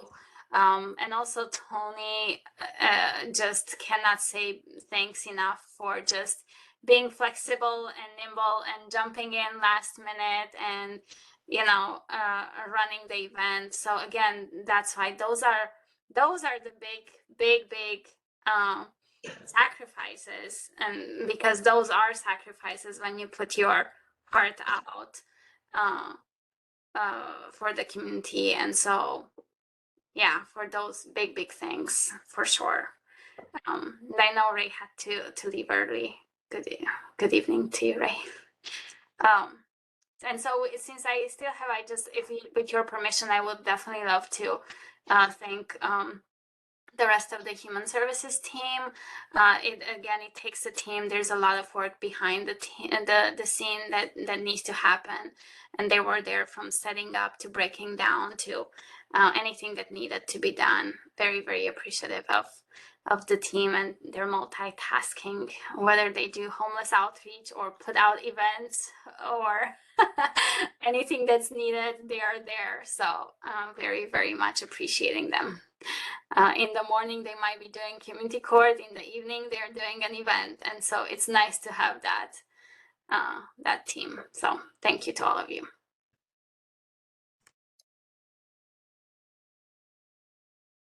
Alrighty, if we don't have any more questions or comments, I think we can jump back to our next agenda item. Is everyone ready for Monica to present on the community equity assessment? Alrighty, Monica, you have the floor. Thank you very much, Shay. And ironically, we had talked about the events. I think the events were in the staff report. So I love how today we just went all around the agenda. As long as we are like tackling all the things on the agenda, we are there. But I had to chuckle a little bit. That was cute for us to do that. So, but we can, right? So, equity board members, with your permission, thought I would provide an update as probably keeping a little bit of conversation on kind of like where we are in the work that we were assigned on the assessment, the equity assessment. And I think it kind of like ties into everything that we've been talking tonight. And I was sharing with Ray earlier that I think it's actually better that he went first, because a lot of what we are going to do really has to align. And I would love to find alignment with the work of the equity, with the community engagement committee. So remember, we had talked last month and we started tackling, I think, a little bit more directly the equity assessment task that's really going to take us, I think, for most of the remainder of the year as I envision it. And I think at the end of this year, this equity assessment will also help us inform our work plan for next year. And so just a lot of this is a little bit of review, like where we started and what's the background in this. Wanted to touch base with you a little bit on kind of like the assessment process, and discuss a little bit on where we are, what are still the next steps, and then would love to have a conversation with you on what are some other ways to engage the community on this specific process. I want to get your feedback on whether or not should we even consider a survey in addition to the outreach that we are doing with the community engagement committee, and otherwise with my outreach as well, and then get your feedback on some of the research. So just a brief overview. We didn't touch too much on this, but a couple of years ago, when the city started a more intentional effort on equity, they divided, knowing how overwhelming the task can be just to address equity at the city. At that time, we divided the roles into two sections: internal to the city, and that was assigned to our HR department, being the lead in the internal equity initiatives, and then the community-facing equity initiatives, and those were assigned to the human services. At that time, human services was just me and myself and I, but now we have an actual division on that. So with the human resources department, we have a city's equity consultant right now, Shannon Kelly Ray. You met her. she's actually leading that effort, and we are going to coordinate with her and collaborate. We are going to have her back here in the next few months as she is doing more advancement and creating meeting individually with some city staff. As you saw, she's conducting some trainings with boards and commissions. She's doing some surveys on her end. So we are going to coordinate with her on our end as we are getting to learn more about the community initiatives in terms of equity in our community, but also learning more about the city and the different departments. So we are in this kind of like informing and educational, gathering information and assessing what's available, right? That resource mapping we had talked about. So in terms of a process, I think what we put as initial process was that we are going to start, definitely this has to be a heavily community engagement process, a heavily community-led process. So we do want to reach out, and you heard from Ray on the efforts that we are doing with the committee, and more on that for sure.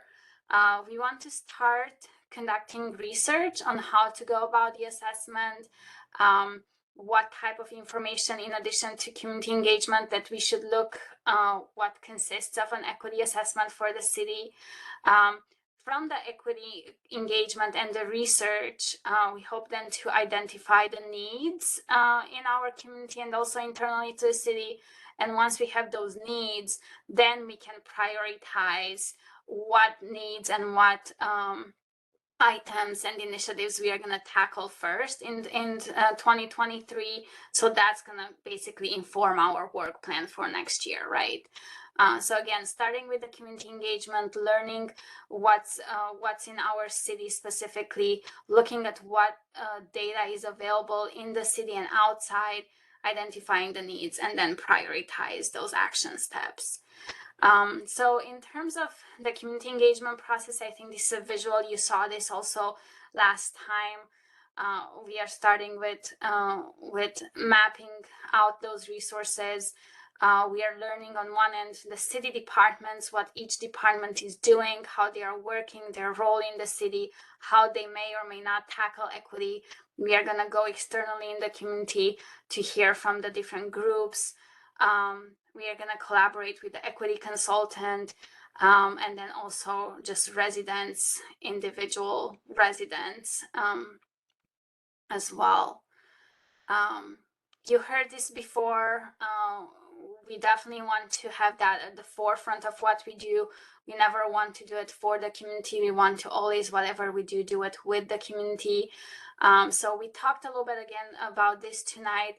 This is just a brief overview. It's kind of like putting it as on a visual that we want to different ways in which we can engage, right? We want to participate in the community, not just invite others to us, but go out in the community. But we also want to do outreach. You heard Ray talk about the outreach to businesses, the nonprofits, residents. We perhaps want to participate in events. This was brought up at one of our community engagement committees. Let's go to the farmers market. Let's go to concerts. Let's go to different events that are happening to engage there as well. Again, the work that the community engagement committee is doing, and then also invitations to the board here. We are hearing from city departments, but we also want to hear from other communities as well. So certainly just different ways for us to gather that information.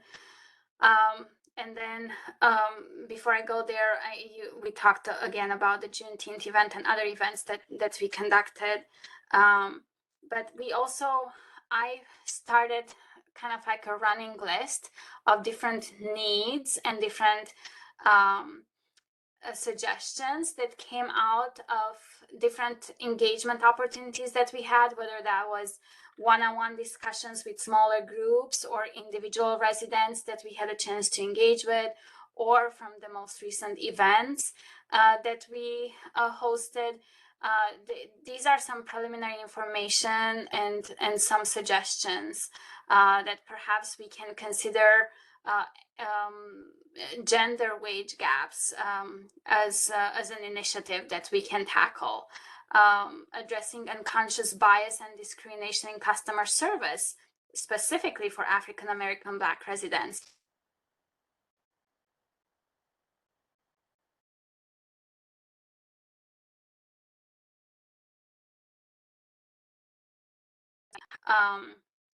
Community members and residents. This was brought up in one of the public comments you may remember early on, right after this board was launched, but also, of course, it came up in our most recent event. How can we address disproportionate inequities for the Latinx residents? This I'm going to talk a little bit in a few minutes as well, but this was evident in our human services strategic plan on and there's a lot of information about our Latinx community members. And again, just how can we address diversity inclusion in all levels of government, including boards and commissions and elected officers and offices. So again, this is not, this is just a list of different needs that came up already. I expect then by the end of the year, this list is going to be much longer based on the engagement that we are doing. And so I envision that at the end of this year, then we will have a great conversation, and we are going to try to use certain criteria to prioritize some of the initiatives for us to tackle, and perhaps some of them we can even tackle this year, depending on timing. So with that, in terms of where we are and a lot of work that still need to happen for us to really inform ourselves and gather information. If you remember last time, we had the Office of Sustainability, and we heard a little bit about from our engineers about the ADA plans the city is doing. Today you heard from the finance department. Next month we have the executive department. Our city administrator will be here to present. We are also hoping to hear from the Issaquah Community Equity Group. We engage with PCC Market, as Ray mentioned, and we are going to continue to connect with them. In September, we hope to hear from the Economic Development Department and the Police Department. We are reaching out to see if the school district equity team and the student equity team is going to be available either in September or October to come here for a visit.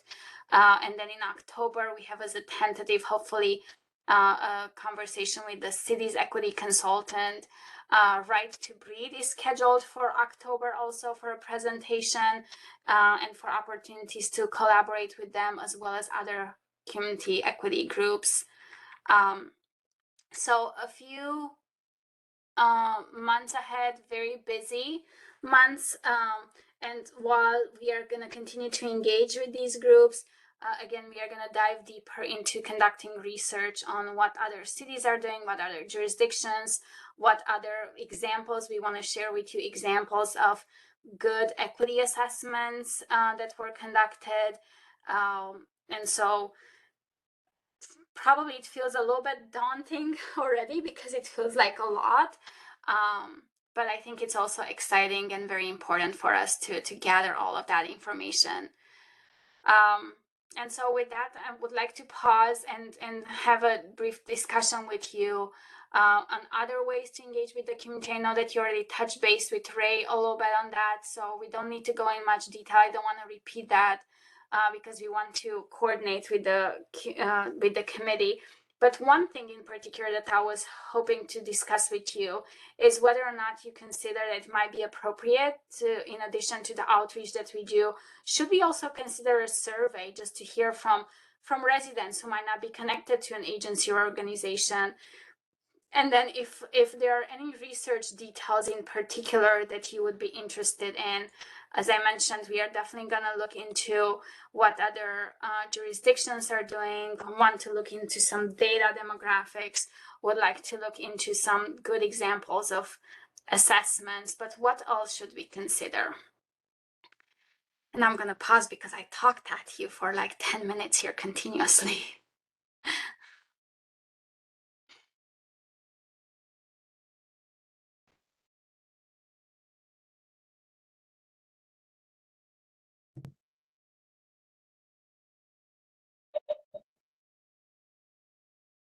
You're either thinking very deep, or I was just so clear that,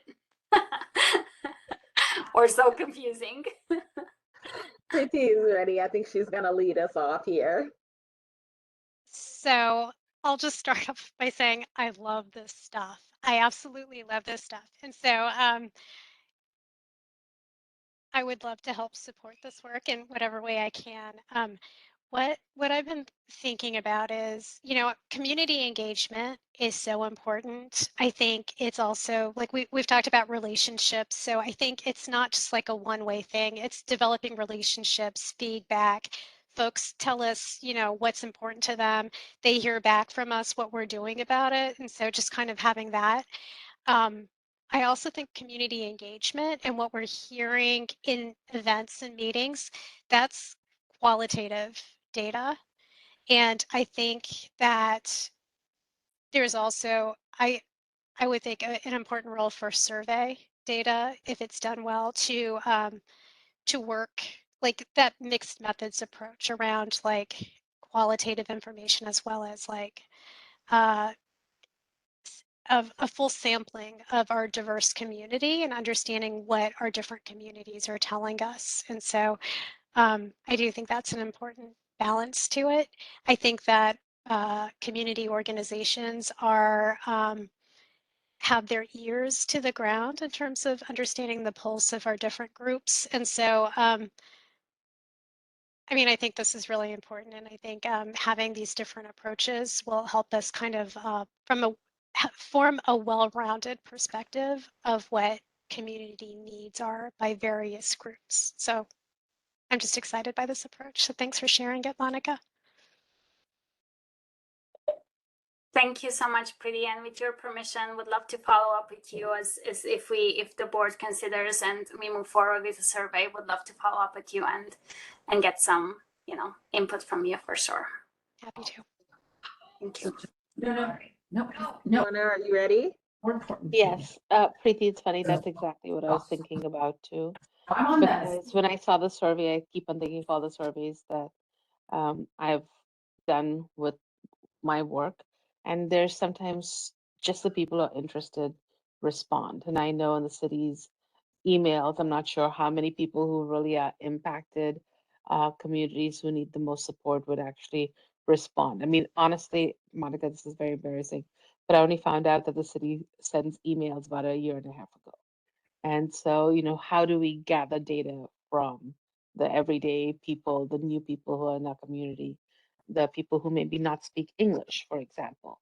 And so, just as Preeti was mentioning, I think I'm hoping that we can use some of our next few events to do in-person surveys, also combining Kelly's comments about it's that personal one-on-one conversation that gathered information. So I don't know how we go about doing it if we have some volunteers at some of our events, have conversations, or if we have conversations with some of the community members and gather data, because I think that would help generate the most amount of data, especially from a wider group of people to get some input and voices, because we need, you know, everyone's viewpoints, different religions, different political backgrounds, different ethnicities, all of that. And so I think I love the idea of survey, but at the same time, I always get really worried because I've seen the survey not really be indicative of what the community's thinking, because who's actually responding to the survey.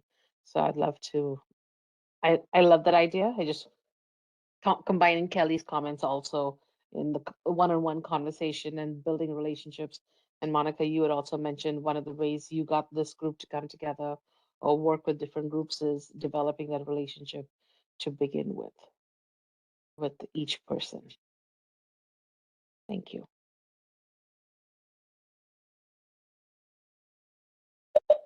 Thank you very much, Lorna. And yes, that's why I think it's like it sounds to me more I hear you all, it does, I feel like we need to try different ways to make sure that we get to as many community members as we can, right? So absolutely, there's just no, it's so invaluable to have those one-on-one conversations and to have those meaningful outreach events. And perhaps there's also something that we can learn from some quantitative data. Not that we, again, we want to intentionally not to have one way more than the other, but I think combined they can give us a broader and deeper perspective. Thank you.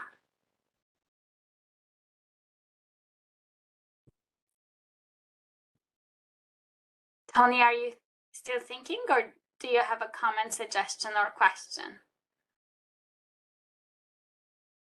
I was actually just typing something, so thank you for asking. I appreciate that.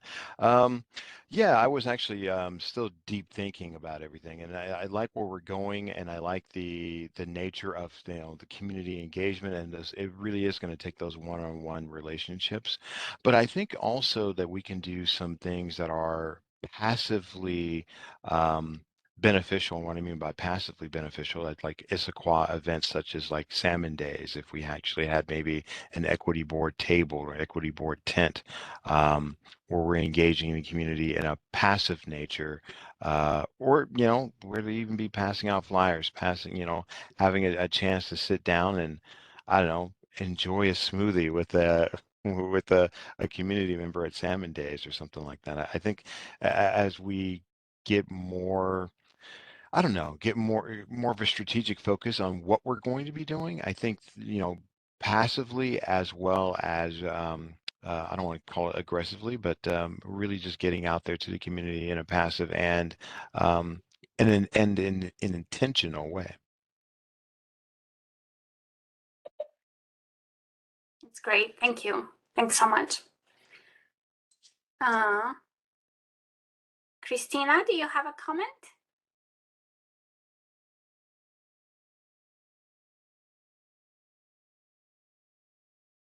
Sí, solamente comentaba que igual podríamos dividirlos por edades. We can divide by ages. And so try to identify what kind of activities they can be involved, and then decide how we can try to connect.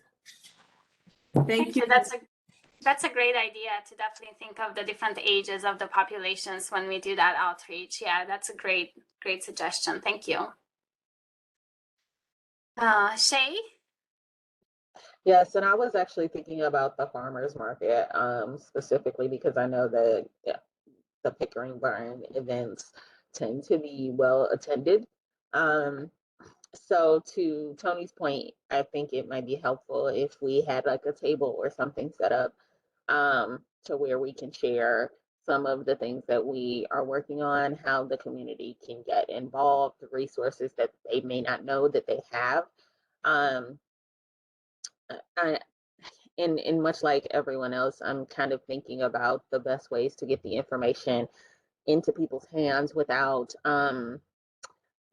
the I guess you would say fatigues of surveys and the fatigues of meetings and things like that, and how we can reach everyone most effectively. Um, as I'm sure you all know, I'm a huge proponent for community forum sites like Nextdoor and things like that, where we can reach people in different ways.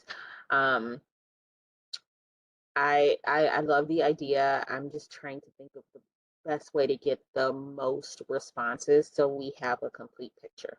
And we have some very valid data versus some skewed data from preaching to the choir, I guess you would say. Well, and thank you for bringing that up, Shay. When we talk about equity, though, I think that having skewed data I think that's okay, because for me, it's when we talk about true equity, it's not that we need to say, okay, the majority leads or we need to have a majority, right? We need to dive deeper and look at what are the disproportionalities and who are the people who are most impacted. So perhaps we are not necessarily or interested in having a majority, right? It's having those who are impacted the most, and those are the ones that we need to hear from. Because if we hear from a larger majority and everybody says, oh no, everything's fine, then we might just have that might be a skewed data to say, oh no, everything's fine. Right. And with that, I want to share, I remember when I first joined an equity training, somebody said, you know, everybody was trying to say, okay, so what are the needs? What are the challenges that you have in your organization or in your community? And I remember that somebody raised their hands and mentioned, well, in our organization, we don't really have any problems because we don't, you know, we don't have people who are impacted. We don't have people who are poor. So we really don't have a problem. Everything's fine. And so I think that's like, right, it just reminds me that I'm totally okay with having skewed data and not having the majority right. So, yes, and great point. And I think I was more so meaning that we get like the cleanest data so that we can get the needs addressed. Which, to your point, is very difficult because for when you're coming from a place of privilege and you're not really sure that those things are impacting you in some way, that's where we lose a lot of that data that could be necessary. So I almost wonder how we get to, I guess, for lack of a better term, those marginalized groups who may not be represented in the larger groups. And those are the key things for us to be mindful of and be intentional about reaching out to either as focus groups or surveys, and personal meetings, right? So, okay, no, great conversation, great suggestions. Definitely we'll continue to work outside of the monthly meetings here on gathering some data. If you have other ideas for also research, or you have perhaps resources for us, please reach out, and then with your permission, we'll just keep on updating and adding to where we are each month. Does that sound like a good plan? Absolutely. I think it's a great one. Yes, thank you. And Tony, I saw he commented about the Human Rights Commission. And Monica, do you have some feedback on that? No, I think that's a great idea for us to also look into collaborating with the Human Rights Commission at the state level for sure. So no, great suggestion. Thank you.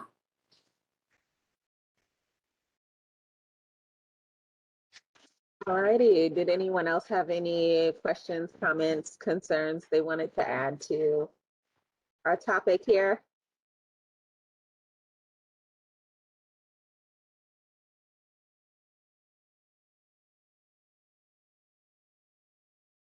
All right, if there's nothing else, I guess we will move to our next agenda topic. And it looks like Monica, it's going to be back to you because we have our staff report and any other business or announcements that we might have. Yes, and board members, I realize it's a few minutes after 8 o'clock, so thank you so much for your flexibility.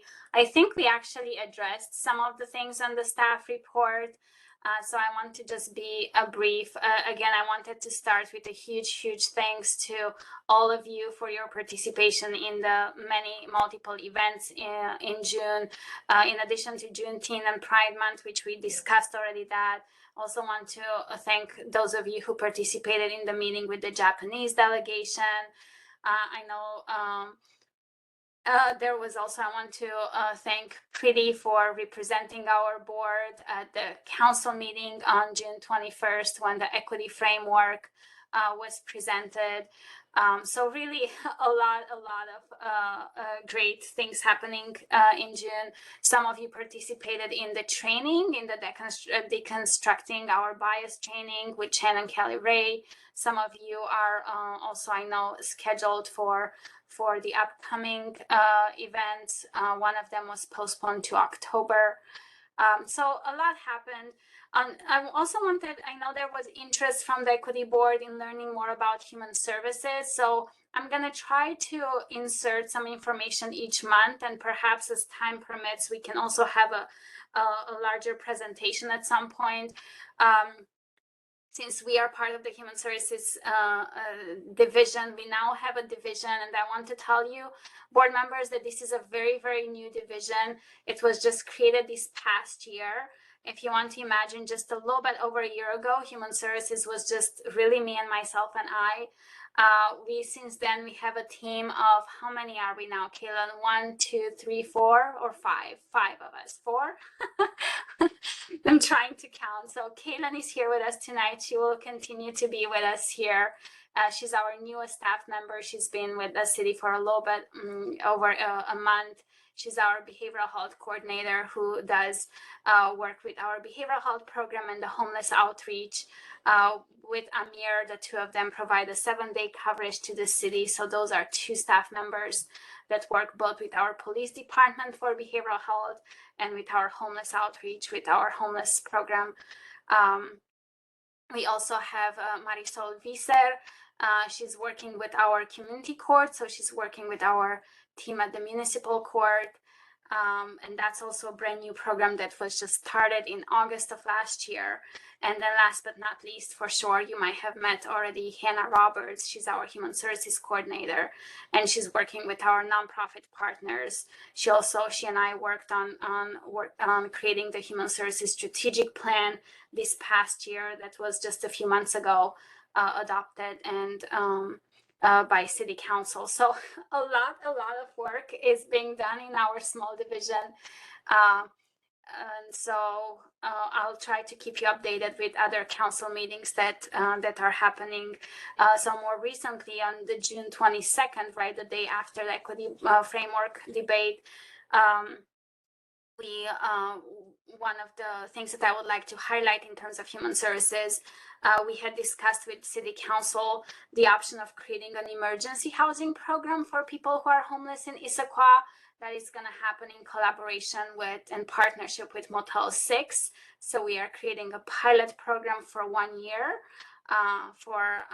to use some of the rooms at Motel 6 as emergency housing program for folks who are homeless. So a lot of great work is happening, and yes, please feel free to reach out if you have any questions in particular. But you have in your agenda packet a link to the Human Services Strategic Plan. If you find yourself having time, please read some of the information there. There's a lot of information that we gathered last year during our outreach, and that's equity oriented. So we really try to have an intentional equity focus in the strategic plan. So we called out quite a bit of information on the demographic information and some of the disproportionalities that we learned during our outreach. So that's that. And last but not least, we talked a little bit about deconstructing our bias training. If you didn't have a chance to sign up yet for one session, please do so. But more so, speaking of, we talked about the different initiatives for different departments. Our HR department, the Human Resources department, is also intentionally trying to gather data on our diversity, not only at our employees, but also our boards and commissions. Again, the city is trying to intentionally reach out to the community to make sure that we increase our diversity on boards and commissions. And with that, we also hope to have intentional conversations on increasing diversity at elected positions as well. So definitely we as a board, we will have more role into this. But if you feel comfortable sharing your information, of course, it's always voluntary. Like, please reach out to Candy Lorenzo, our HR analyst, who's gathering that information. Or feel free to reach out to me if you have any questions about that. Oof, board members, I think that concludes my updates. Please tell me if you have any questions or comments or if I missed anything.